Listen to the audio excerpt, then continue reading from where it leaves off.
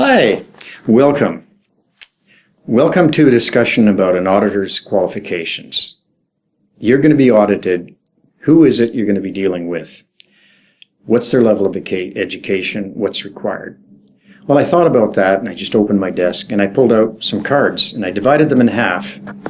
On one hand, I came up with a handful of cards that had qualifications, one of them being a lawyer from the Department of Justice. On the other hand, I picked these up. These people have no qualifications. Well, I guess I go down the list. They're an auditor, no designations. Auditor, no designation. GST Audit Division, no designation. Income Tax Auditor, no designation. Name Investigator, no designation. Here's somebody with a Bachelor of Commerce. Gee, I guess that's a big accounting program and an audit training program. Here's one who's a tax auditor, no designation. Another tax auditor, Bachelor of Commerce. Gee, great training for being an auditor. And then there's the, that's French, Audit Division, no designations. These are the people that you're going to be dealing with who are going to be telling you whether your expenses are reasonable or unreasonable. These are the people that are going to decide whether you had the legal right to do what you had to do. They're going to decide whether or not you should be punished. Read the ads.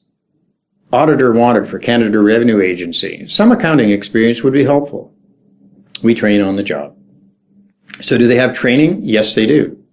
I've looked at the manual. The main part of the manual is 1,500 pages. And it includes a code of conduct, code of ethics and behavior, professionalism, and all those requirements. It also has links to various other protected information that we, the taxpayers, aren't supposed to know about. And they just term that as protected. Of course, we can and do get that through access to information, because really, the government, they're public servants, and they don't have the right to keep information away from us.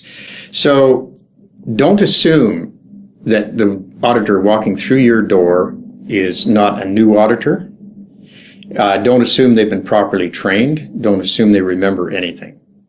And kind of in the good old days, we had a really nice group of auditors that worked for Canada Revenue Agency, and they're the first to say it's not the same agency as when they worked there. Things are different now. And some of these are really glad they don't work there anymore.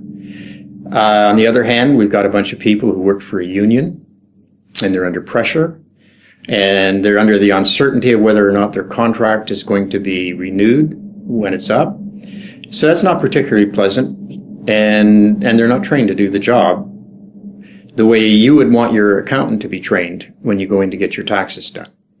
So it's a sad situation when our government hires people who are not professionals, who are going to go out and make decisions with the power to audit and the power to destroy.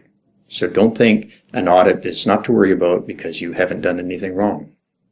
You might not have done anything wrong, but you might be in trouble and you might get destroyed. So be prepared. And if you need help, give us a shout. Thanks. Have a good day.